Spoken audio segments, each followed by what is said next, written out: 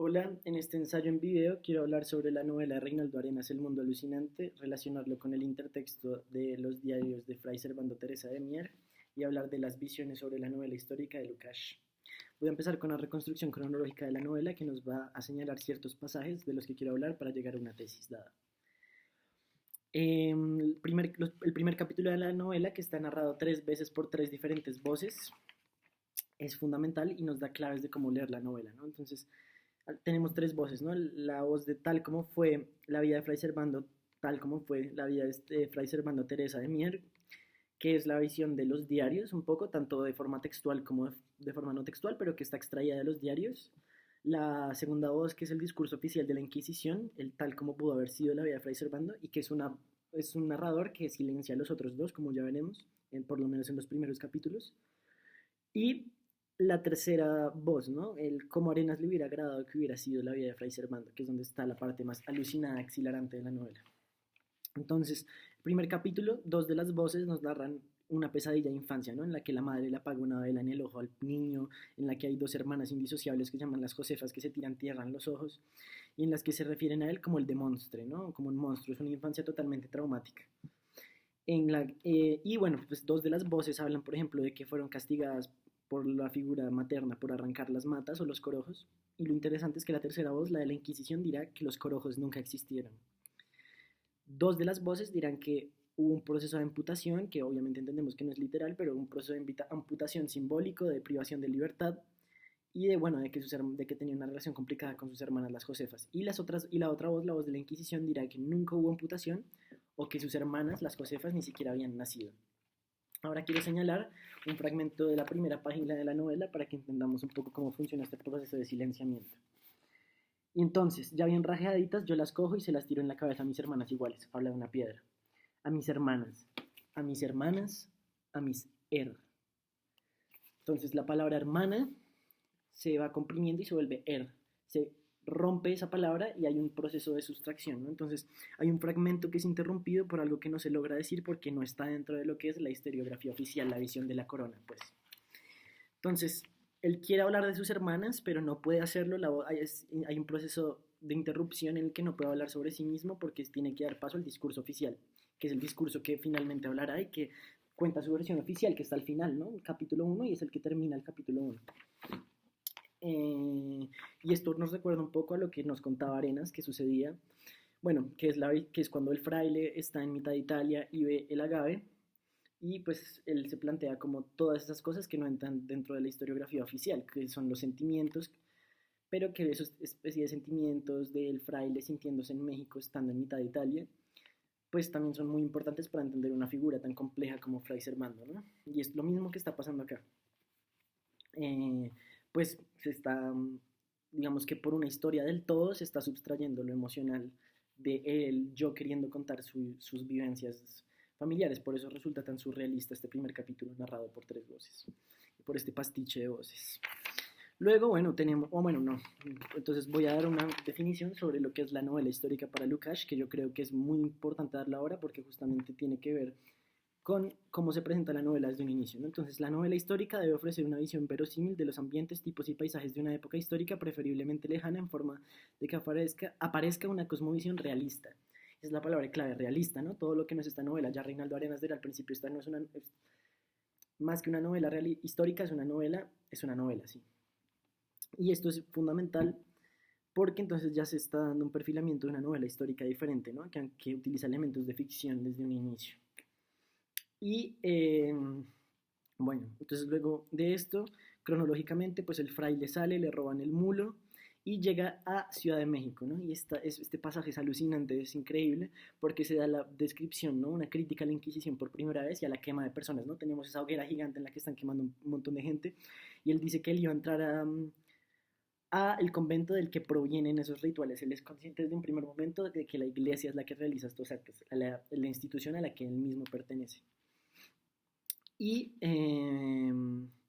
bueno, desde este punto en la novela, digamos que estos 3 relatos se van juntando y es indiscernible cuál de las voces está hablando en qué momento, que es lo interesante de la novela. A veces no sabemos si está hablando ¿Cuál, ¿Cuál de los tres Fray Servando se está hablando? ¿Está hablando el que viene de la historiografía oficial? ¿Está hablando el que está ficcionalizado por Arenas? Bueno, es una mezcla de relatos, ¿no? Y vamos a ver que hay una tendencia en la novela. Al principio es la voz de la Inquisición que va silenciando a las otras dos voces. Vamos a ver que al final es un pasaje totalmente alucinante, este pasaje de los pájaros, bueno, ya lo hablaremos.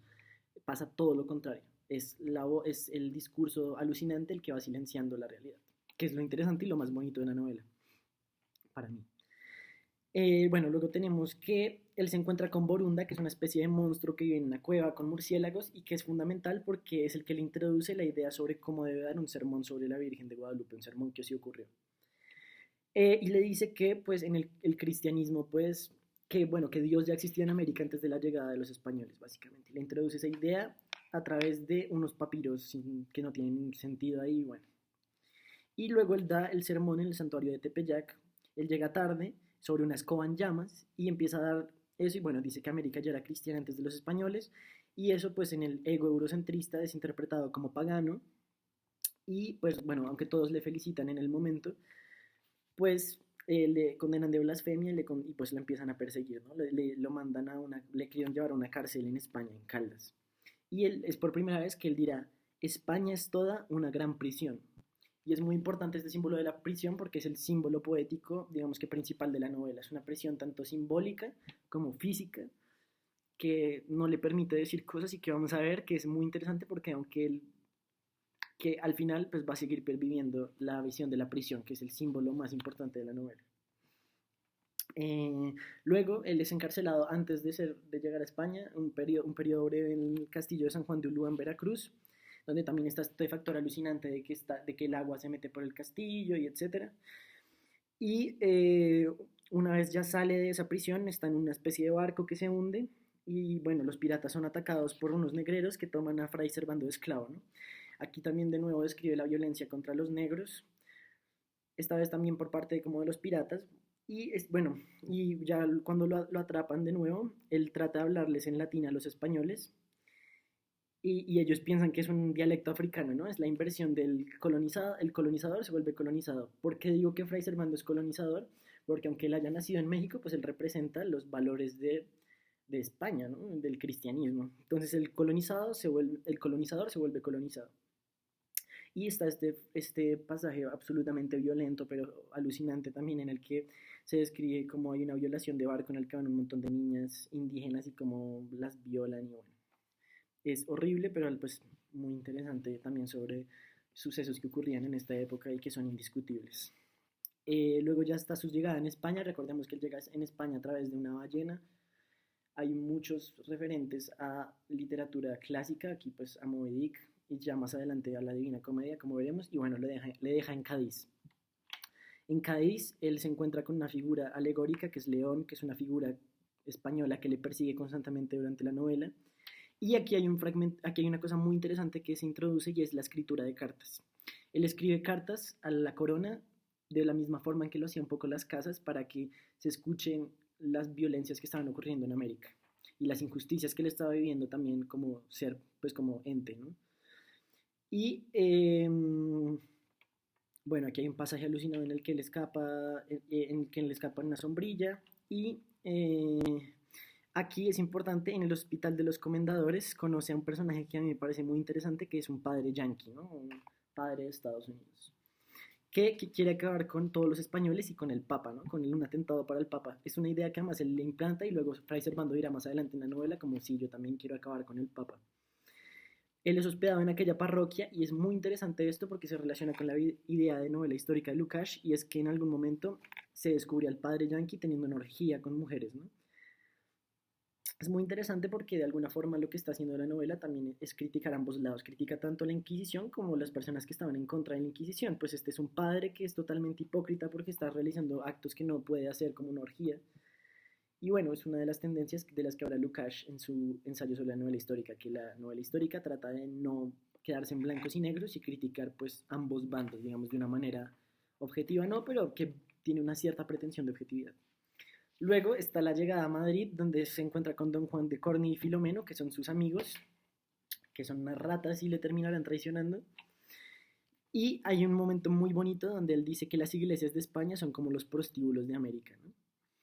Y es muy importante este pedazo porque la descripción de España, de Madrid, es una descripción totalmente de una ciudad pobre, de una ciudad en la que se tiran los excrementos por la ventana, llena de mendigos. Hay un cuadro de Bruegel el Viejo que se llama Don Carnaval y Doña Cuaresma, en el que vemos esto, ¿no? Ahí por ahí atrás, el cuadro es muy grande, pero se ven unas personas arrojando su mierda a la calle, y eso es tal cual con lo que está jugando con ese referente, ¿no? De que las ciudades en Europa no son como nos las imaginamos ahora, sino que pues, se enriquecieron eh, por el oro americano, pero en ese momento pues no eran lo que eran antes, ¿no? Entonces Madrid se describe como un mierdero, básicamente. Y luego, bueno, hay una crítica también a Manuel Godoy, que era un político de la época. Y este fragmento es muy importante y es cuando él va a visitar al rey, ¿no? Él va a visitar al rey, un poco como las casas, ya he dicho, la figura es muy parecida. Él quiere convencer al rey de las violencias que se están viviendo en América, ¿no? Entonces él recorre los jardines del rey para hablar con él, y esta parte está escrito en la forma de la Divina Comedia, ¿no? Básicamente purgatorio, es un purgatorio. Se recorre los bosques del pecado lleno de mujeres que se sacan los ojos, y dice en algún momento que hay frailes sobre cada árbol para recordar que todos estamos pecando, ¿no? La hipocresía de la iglesia, ¿no? Que lo que importa no es el pecado, sino ver qué se está cometiendo. Eh, y hay un momento muy bonito, muy interesante, en el que hay unas llamas, hay un negro que coge al fraile y lo tira tras las llamas, y tras las llamas hay un río de semen gigante. Entonces está mostrando cómo tras el pecado de las llamas, como tras la Inquisición que quema, hay un acto de pecado, ¿no? De semen, que es lo que trata de esconder un poco la Inquisición española. Eh, Luego habla con esta especie de muchacho que a la vez es el rey, de una forma como muy alegórica, y él le da un montón de mecanismos burocráticos y no lo termina ayudando, ¿no? Es importante como la corona decide no escuchar a Fray Servando. Y bueno, luego tenemos la traición y la bruja que se convierte en león, león es este ente que lo persigue, y tenemos que él termina llegando a Francia. Y este es fundamental, la llegada a Francia, porque todo lo que había vivido en España es radicalmente diferente en Francia. Recordemos que Francia acababa de salir bueno, hace un tiempo de la Revolución Francesa, y él se encuentra con Raquel, que es una mujer rica que lo recibe en su casa y lo deifica, un poco como el emperador Adriano deificaba a Antino, ¿no? Le edifica y le tiene encerrado en una jaula gigante para que se casen, ¿no? Y la rebeldía del fraile, que era rechazada en España, recordemos que él era vilipendiado en España, tratado como un monstruo. En Francia, que es un ambiente mucho más abierto, es recibido con otros ojos, y de hecho la gente lo trata ahí como un dios por eso mismo, porque recordemos que la Revolución Francesa cambia las visiones sobre la iglesia, hay un culto hacia la razón, un cambio entre la relación entre el Estado y la iglesia, y este tipo nuevo de fraile es recibido con muchas ansias en Francia.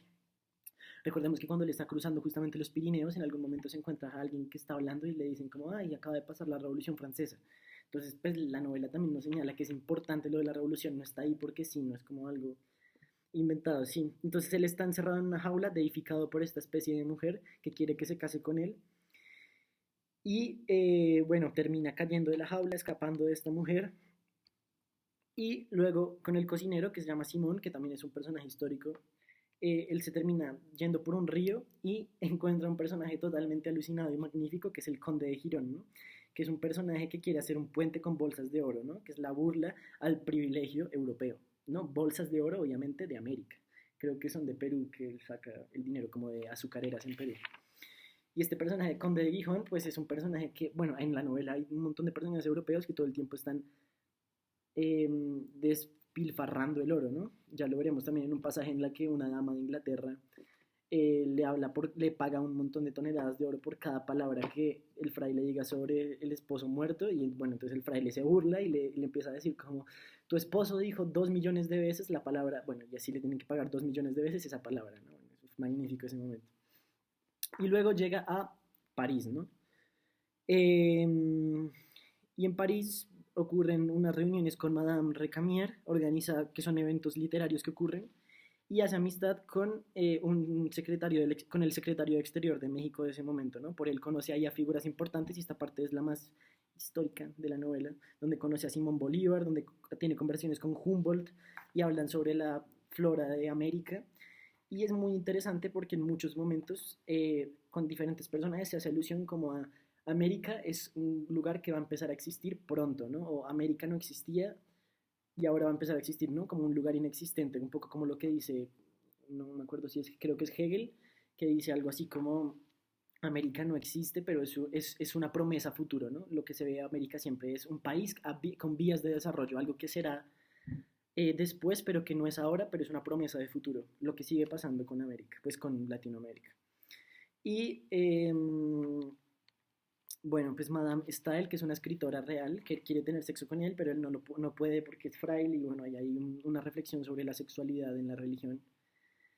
Y bueno, luego está el fragmento en el que él llega a Italia y ve la Gave, etcétera, que describe al principio Reinaldo Arenas en su prólogo. Y este fragmento es importante no solamente por lo que hablé de la tendencia de la historiografía oficial, etcétera, sino porque es precisamente ver la mata de Agave lo que le hace darse cuenta de que él quiere zarpar para América y liberar al yugo, ¿no? Buscar la revolución mexicana, de algún modo, sí. Luego él vuelve a Madrid, en Madrid busca para hacer una expedición libertadora y bueno, está aquí una de las cárceles más terribles. Bueno, aquí el conde de Gijón se queda pobre, ¿no? Porque se reconoce, porque empieza como a dar plata y a botarla por ahí y se queda pobre. Y está una de las cárceles más terribles en las que está el fraile y es en una cárcel en la que debe permanecer siempre acostado, ¿no? Entonces, bueno, esa, luego tiene una donde le ponen un montón de cadenas, pasa por todo tipo de cárceles, de nuevo la cárcel como símbolo tanto físico como mental de la represión de la Inquisición. Y dirán una frase muy importante, que su crimen es ser americano, que es yo creo que una de las tesis de toda la novela, ¿no? Mi crimen es ser americano, ¿no? Y ahí se da obviamente el episodio del que hablaba, ¿no? El episodio de las cadenas, que el peso destruye la cárcel y se termina haciendo una bola de cadenas hasta que todo lo deja en el mar. El mar es fundamental en la novela porque es un símbolo de libertad. El fraile siempre termina después de una cárcel en el mar. El mar está muy como relacionado con la libertad. Luego está un breve periodo en Portugal, está en Inglaterra donde está el periodo de esta dama que le paga por cada palabra que habla de lo que ya hablé. Está en Estados Unidos y esta parte es muy, muy curiosa porque le cobran unos impuestos y quieren que trabaje en algodonales. Un poco se burla también de cómo Estados Unidos le cobra a cualquier persona que entrara una cantidad de impuestos absurda. Y finalmente vuelve a México, ¿no? Llega a Monterrey con más de 100.000 hombres, luego terminan cayendo prisioneros y los atan y los arrastran, los caballos los tratan muy mal y los meten a una cárcel de dominicos, ¿no? Donde está 3 años y luego se entera de que en España se acabó la Inquisición y bueno, etcétera, ¿no? Y ya aquí se da la parte más importante de la novela, y es que toda la novela está construida para llegar a este penúltimo capítulo, no el último que es sobre la muerte del fraile, etcétera, sino el penúltimo en el que él está en el Castillo de México y todo esto, ¿no? Bueno, pues, bueno, está el episodio de La Habana, etcétera, pero no me parece tan importante como cuando ya en México queda liberado, cuando tumban a Iturbide, que era, recordemos, este hombre que se presentaba como el emperador de México o algo así, y él dirá algo así como que pues están cambiando un tipo de doctrina totalitaria por otra, y bueno, pero finalmente turban este Iturbide y aparece Félix Fernández como primer presidente de México, también llamado Guadalupe Victoria. Y es muy importante que Fray Servando quiere un estado medio, ¿no? Esta es una de las tesis también principales de la novela, quiere un estado medio entre lo que había en Estados Unidos y medio lo que había aquí, ¿no? Como no quería de todas formas un estado centralizado ni un estado federal, quería algo entre ambos, más hacia el estado centralizado, pero bueno. Y aquí ya se describe como la descripción metódica del Palacio Nacional frente al Zócalo de México, ¿no? Es un lugar al que uno puede ir todavía y el auge de poetas que estaban ahí y que querían narrar a un México, ¿no? Esto es importante porque es el principio de la historia de América, obviamente entre comillas, ¿no? Unos poetas que venían incluso desde Europa para narrar el inicio de un lugar como si nunca antes hubiera existido. Y bueno, y es muy importante que digamos que cierta parte de la reflexión de él es que, bueno, él empieza a estar en el palacio a mirar lo que pasa y se da cuenta de que su México idealizado no es el real, ¿no? De que realmente pues una opresión se sustituyó por otras, de que se empieza a mirar por la calle y se da cuenta de que hay prostitutas y tortilleras que no prestan atención a uno de los sermones y eso le molesta. Incluso toda la imaginería, todo lo que ve se convierte en algo violento. Mira el Popocatépetl y dice que le amenaza fulminarlo con un chispazo, ¿no? La opresión de la conquista española, de la Inquisición, se reemplaza por otro tipo de opresión de la República, ¿no? Es más o menos lo que nos está tratando de decir, una idea de falsa libertad. Él mira hacia el horizonte y se da cuenta de que la estatua de Carlos IV sigue estando allí, el colonialismo sigue perviviendo, hay un nivel de desigualdad social que ven, por ejemplo, ese hombre que va caminando y se le queman los pies con el piso, se da cuenta de que hay una basílica con la imagen de la Virgen de Guadalupe que representa pues todos los valores manipuladores de la religión y con los que él atacaba, y se da cuenta de que bueno, ya no hay rey, pero hay un presidente. Básicamente, él se da cuenta de que unas cosas se están sustituyendo por otras y de que no hay libertad real. Se da cuenta también de que los indios siguen siendo instrumentalizados y conversa con Heredia, ¿no? Este poeta romántico cubano que está dentro de la novela, y ambos piensan un poco pestes del otro, pero al mismo tiempo se entienden, es una conversación muy bonita, y le dice algo así como que Fray Servando le dice algo así como que él se siente como una reliquia en un museo. Y un poco la tesis de la novela es esta, ¿no? Me parece a mí que es una novela en contra de la creación de la distopía. Lo alucinante en la novela está un poco en contrapuesto de lo jerarquizado y la verdad absoluta de creer en ideas como que la república va a mejorar algo, ¿no? De algún modo va a cambiar las cosas. Y de alguna forma este pasaje es alucinante porque es el malestar metafísico, el dolor de lo que siente, lo que libera en ese mundo alucinante, ¿no? La ficción y el juego quijotesco de la novela.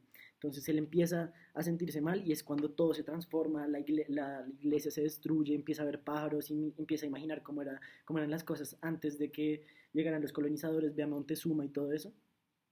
Y eso de alguna forma ocurre cuando él siente el dolor, y entonces si nos ponemos a repasar los pasajes antes en la novela, la ficción siempre se introduce cuando él está sintiendo un malestar metafísico o un dolor. Cuando él siente dolor por su tierra, por etcétera, es que se empiezan a dar todos estos pasajes alucinantes. Y esta ficción como quijotesca ocurre cuando él se siente mal, cuando hay un proceso de ruptura interior. Esto es muy interesante de la novela. Bueno, se da esta caída o rompimiento del palacio, y precisamente esa crítica a las utopías se convierte en una distopía. Él critica las utopías de la federación y todo se vuelve en un mundo alucinante que lo atormenta, ¿no? Bueno, todo lo que hemos visto de los hombres peces en Ciudad de México, etc. Y pues por último se da su proceso de ver sus manos, de que está envejeciendo, de que va a morir. Y los tres narradores del inicio, como ya he dicho, se funden en uno, ¿no? El alucinado que deja de estar censurado por el discurso oficial y empieza a ser el que censura. Al final el discurso alucinante es el que termina ganando, ¿no? Es el que termina mostrándonos esa imagen del castillo cayéndose, de los pájaros, ese fragmento tan magnífico, me parece a mí. Y ya para decir un par de cosas últimas antes de terminar sobre la novela, ya como para hablar de mi reflexión final, aquí hay una cita que yo considero fundamental también de la novela histórica de Lukács. La novela histórica muestra que el pasado no está muerto, sino que determina el presente. Yo creo que eso es lo más importante, ¿no? Mostrar cómo esa construcción del pasado determina una idea de, no sé, o sea, el pasado determina que ahora estemos en México sea un estado, funcione con federaciones, ¿no? Como un estado federalista. Y dirá también Lukács sobre Walter Scott: el personaje ficticio permite contradecir el destino individual con el colectivo, que es un poco lo que pasa, ¿no? Esta novela es una novela en constante oposición del destino individual de Fray Servando viajando con su realidad permanente, ¿no? De México. Y son las personas comunes que se enfrentan a una estructura histórica, ¿no? Básicamente es lo que está pasando acá. A una estructura histórica y a cosas que aunque él cree que puede cambiar, no puede, ¿no? El poder colonial, la iglesia, etc. Y por último quisiera decir una frase también sobre la independencia que está en los diarios de Fray Servando. La conquista fue inocua y su posesión es una continua y tirana usurpación. Hay un proceso de, bueno, esto ya no es cita, ¿no? Hay una idealización de lo que él dirá como que son los libres vasallos del rey y la visión tirana que hay sobre los castellanos y los criollos. Yo creo que esa es la tesis un poco de la novela, ¿no?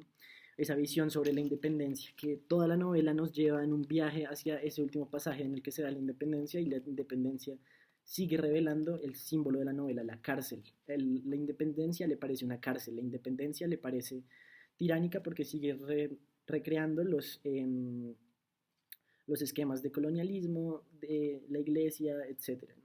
Las mismas cosas cambian de nombre y yo creo que ese es el punto y lo que critica la novela principalmente. Muchas gracias y sí, este fue mi video.